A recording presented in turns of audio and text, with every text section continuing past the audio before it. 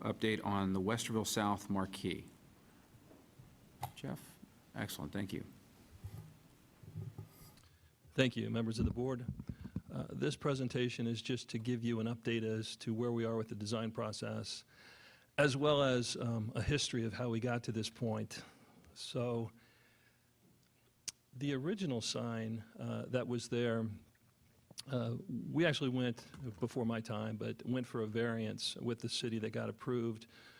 At that time, code was allowing 15 square feet for the changeable portion copy of the sign, as well as school identification. It was everything identified with the sign less the piers.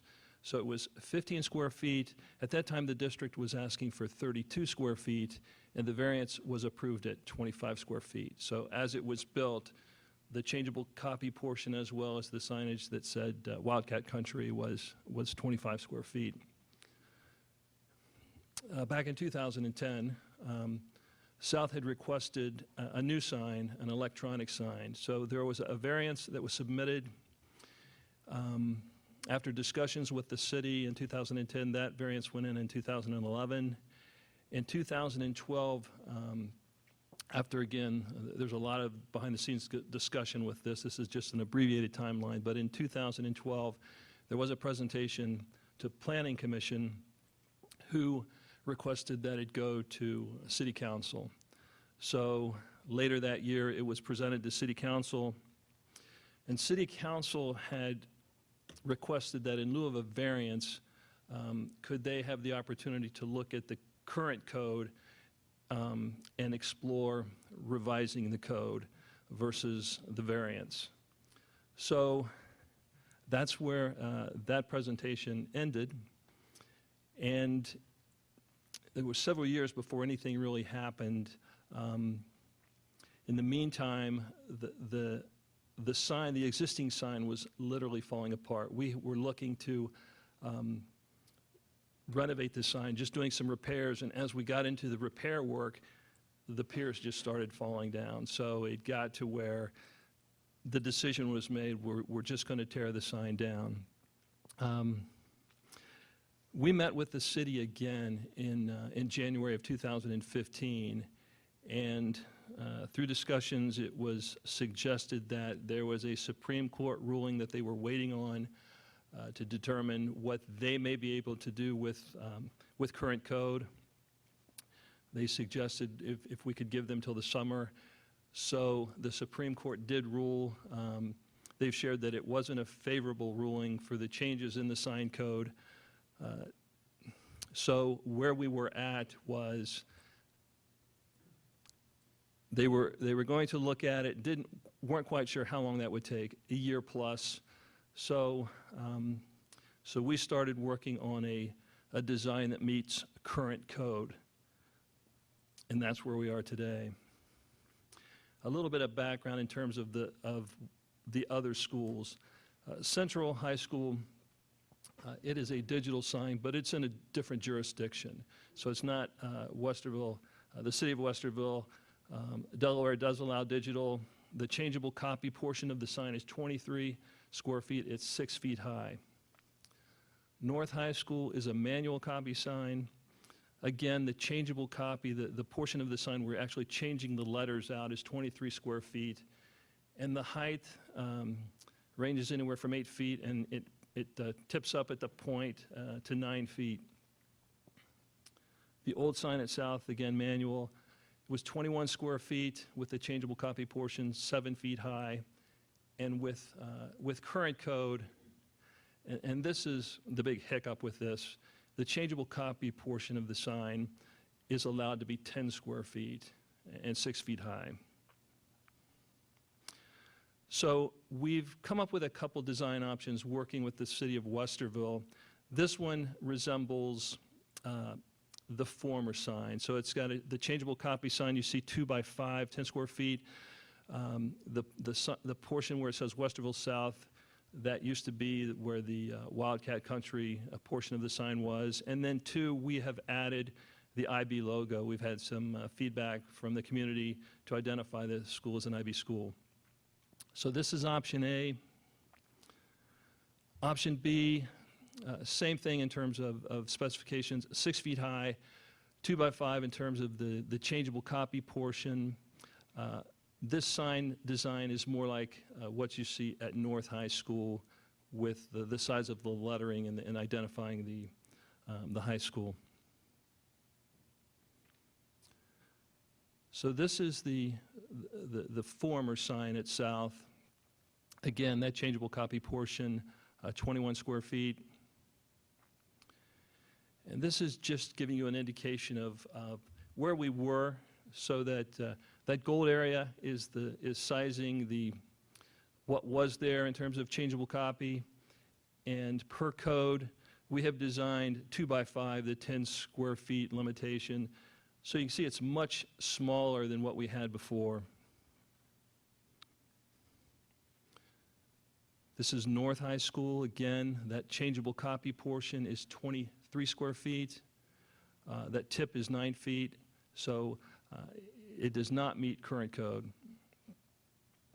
And then, as I said, Westerville Central, a different jurisdiction. This is an electronic sign. The changeable, the digital portion is 23 square feet, and as I understand it, this was installed with donations that the school received. So I think they had some volunteers actually build the brick piers and work with Daktronics to set the electronic portion in. These are just some examples of other digital signs throughout the country. That particular inset is the same one that is at Westerville Central. So it's the brick piers, the high school identifier at the header, but that's going to be a much bigger sign than what we could currently put in with current code.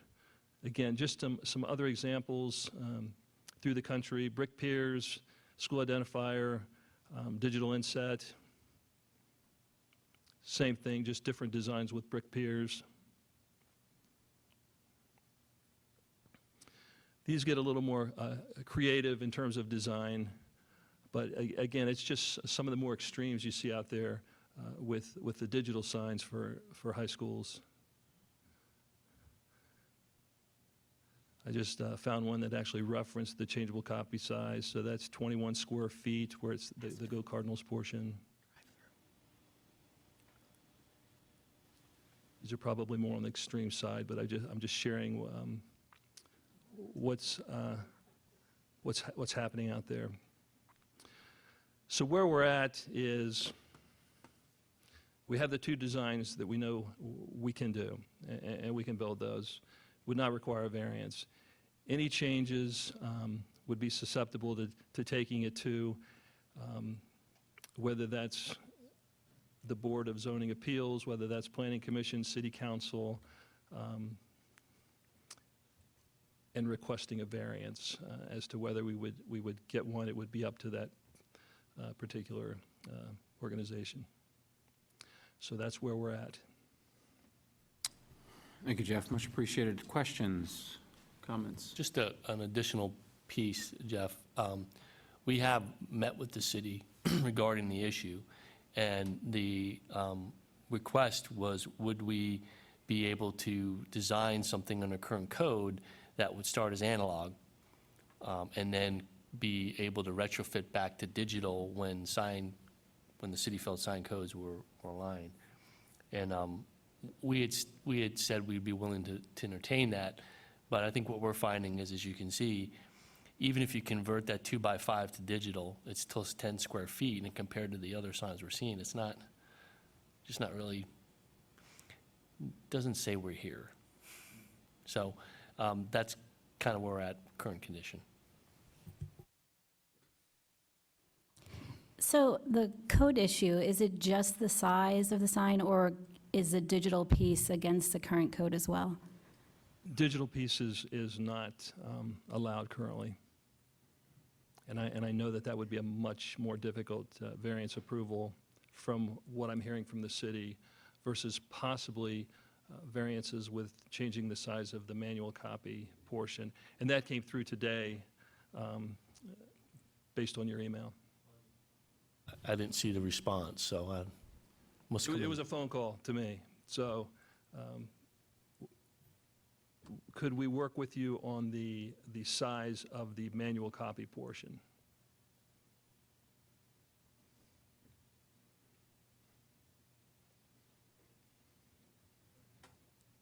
Do you know which entity at the city we would have to go to for a variance? The phone call today was if we would be willing to work with them on possibly changing the manual copy portion of the sign. They said it still would have to be approved by, they were telling me it would be the Board of Zoning Appeals. Now, again, when I went the electronic, asking for the electronic variance, this was back in 2012. It first went to Planning Commission. Planning Commission suggested we go to City Council. But I don't think anyone really knew what to do because current code doesn't allow what we were asking for. And they were, at that time, they were looking at changing the code versus granting a variance. It doesn't sound like changing the code is going to happen anytime in the near future.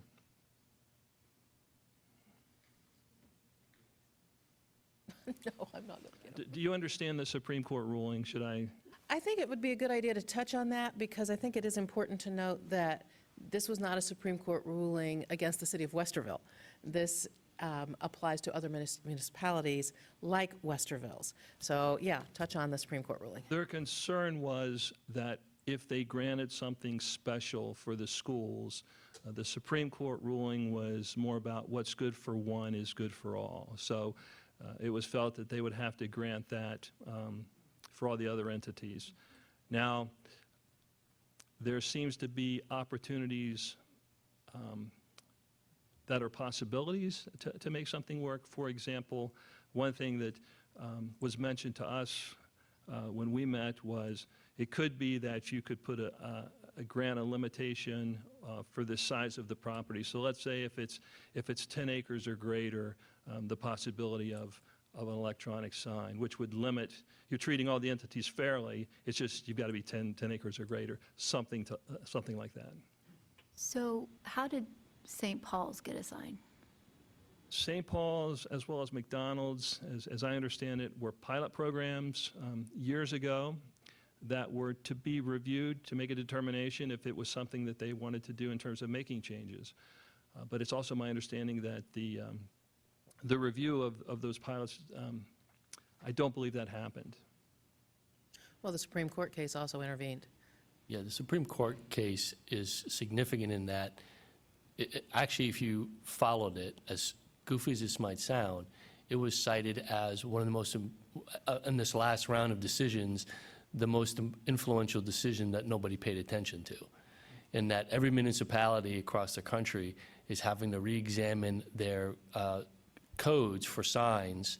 And this, for people working that field, is a huge, huge thing. And so it's a bigger than anybody really anticipated. And so that's what's making this a little bit tricky. And so whatever past practices may have happened in the way that is done, the city is staring at having to rewrite all of that code. And so to make any exceptions prior to, I think, is what they're dealing with, is how do we deal with this in this no man's land between where we are and where we need to be? But we also think it represents an opportunity to work with the city on providing some definition around what the expectations of new code might be for something like this when you're talking about something you see across the country, and that we could do. So even the notion of expanded space for the analog versus just moving to digital that could effectively be static for long time periods, have regulation regarding illumination, have regulation regarding how frequently, whether or not it's scrolling or not. You can do all those pieces in electronic sign, and later from that, depending on the electronic sign, if you have more leeway, change that. But things like color, the illumination, whether or not the message is digital and static versus scrolling, all of that could be dealt with up front. But I'm not a Supreme Court justice, so I can't argue the case, but There's an opening. I'm just a simple superintendent who looks at it. Nah, yeah, no. So we'll go back to the sign, and Jeff's worked with them, and we've offered to be flexible in that way. The feeling right now is, other than the late phone call today, 2x5 is just, yeah, nobody will know you're there. The changeable portion and south, the changeable portion and north is 23 square feet, correct? That's I just correct. want to make sure I'm reading my little chart here, right? And the new for south would be 10 square feet. The Correct. digital, right? Okay. Correct. Okay. The digital central, 23. So the size, central north, the same right now. The old or the new, south, smaller, new, significantly smaller. And yet, in 11, we asked for a variance, and the variance was suggested in 12 to go to Planning Commission. I'm not saying that this is the most important issue the city is facing, but in my desire to see all three high schools feel some pride and passion in their appearance, their curb appeal, it seems to me that a 2x5, a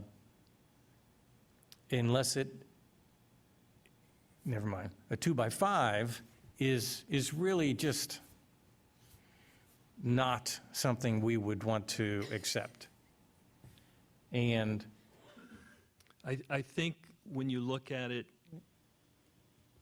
in a sketch, it looks decent. I think it's really when you compare it to Yes. what we had is yes, significant change. and I don't bang on people when they're making decisions like we try to make decisions. I don't want all kinds of crazy signs in our area. But it just feels like to me that this is an awfully long, drawn-out process, Supreme Court or not. And if you have to ask for a variance before a new code is written or in the old code, it seems to me, really, I'm not the sharpest knife when I'm looking at this, but it seems to me that it's a little hurtful toward the students, teachers, staff at South. I don't think intentionally. But I think when we're looking at our facilities, that is one thing, that's one of the pieces that we want the students to be proud of. And so all I'm saying is, I'm not sure the end of what I'm saying, right? Am I just saying, go back and ask for a variance? Am I saying, it is just inappropriate? 2x5, the former was 3/8, 5x8. It doesn't make sense to me. My concern, then I'm going to be quiet for a little while. My concern is that if we go, what do you call it? Analog. Okay. Sticking the letters on. And say, okay, at the size that a digital could go in. Is that just sloughing it off? When would that likely happen? I don't know that you know the answer to that question. You understand, I'm just kind of,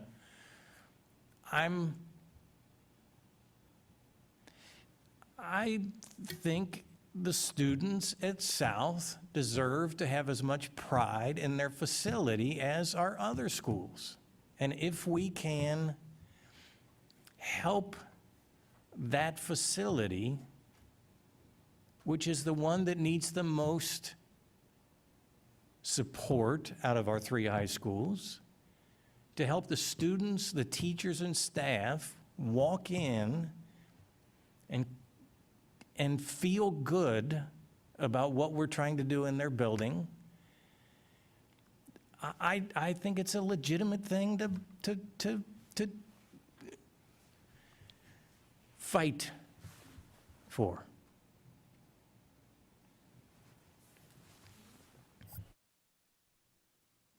I'm also in favor of pursuing a variance. I think that not only having similar facilities available to all our students, but also keeping the community located close to Westerville South informed of events and activities, you just can't do as much with a manual sign. Guessing we probably have a variance for Westerville North High School to have the larger sign. And I think that if we did get the variance, it wouldn't set a precedent and put the city in a uncomfortable position, because each variance is based on that property and that property's issues. So those are my thoughts. Just to make sure I understand, so as we're talking about the variance, it's not just the variance of increasing the size of the sign, is it also including the digital component? I'm definitely in favor of the digital component also.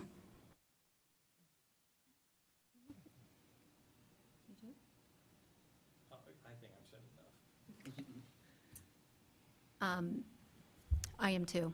I think we should respectfully apply for a variance and go for digital. And I actually, this has been weighing heavy on my heart, as you know. I looked up some things online, some quotes from kids in different communities, how they feel about their sign. And I thought one of the things that we work really hard at, and Greg Vibrance does such a fantastic job, is communicating. And I think we've gotten so much better at that, and what a great way to communicate with our community, especially community members that aren't in our schools, of letting them know what is happening in our schools. It's a glimpse inside of our schools just by driving by. And I think that's huge, a huge part of us all feeling part of Westerville. So here's another thing. We don't recognize our students, our teachers, and our school achievements nearly enough in my mind. I like that it would let us know about school functions, sporting events, special occasions. It can promote fundraisers, special events, and our volunteers and our sponsors that hang with us all the time, which they are here in our community. It's interesting to me. I'm going to put Richard on the spot a little bit, being a parent at Central. I've talked to a couple of the parents there. Just the pride, the kids, when it's graduation time, they go up and stand by the sign, and the name goes across, and they're taking pictures. I mean, that's the only time you're going to be up in lights, probably. So, I think we have a good relationship with our city. I think once they hear us and hear the community, because I think now the community is probably going to start talking about it a little bit more, they'll partner with us in a respectful way, and we'll get this done for the kids. So, I'm in favor of a variance, and I'm looking at it in a couple of ways. I'm in favor of a larger sign and a larger sign that's digital.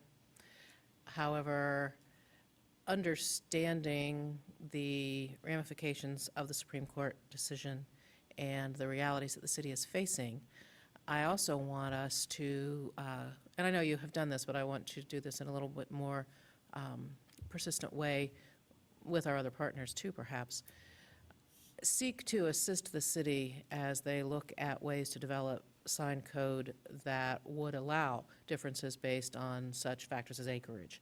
What can we do to help with that? It isn't that I want us just to pound our fists on the table and say, well, we want a sign like Central sign. Yeah, I do want a sign like Central sign for both North and South, but I also want to do that within the respectful partnership that we have with the city, and I want to do that in a way that helps them deal with the situation that they have to deal with. They have not chosen to have to redo all their sign codes. And if we can help them with that, I want us to do that. In the meantime, I want to pursue a variance. If that variance doesn't work, I want to pursue another variance. I want to keep going until we get the signage issues dealt with. I'm a little less sympathetic about the Supreme Court case, and the reason is that, the bench of the Supreme Court made a decision to accept that case in 2014. By that time, we had already been spinning on this subject for 4 years. In fact, the Supreme Court could have made a decision not to accept that case in the 2014 session, and there wouldn't have been a decision in 2015. And I don't think that the sign code would have still been adjusted or moderated to account for digital signs with or without the Supreme Court case. I am a little frustrated that that the school district, at least 3 prior boards to this sitting board, has exhibited extreme patience on this subject. And I know that it sounds odd for us to go on at length about this issue, but it is an issue of communication. It is an issue of community pride. It's an issue of school pride. But there are specific dimensions around this. 6 years of waiting for a sign means that we have impacted 10,000 unique students at Westerville South. We have limited the opportunity to communicate with 10,000 unique students over that 6-year period. More importantly, if we include families, we're now talking over 50% of the city of Westerville's population has been unable to see what's going on in their community because of first inadequate signage and then no signage. This is a community impact. And I think that we have shown a huge degree of patience and willingness to compromise as a school board and the successive school boards before us, and we've got no sign. I mean, I am outcome and evidence-based. Regardless of what the reasons are, there is 0 sign. And that's not an acceptable solution for our school, for our community, for our parents, for our staff. And we have heard about it in very pointed terms from our community.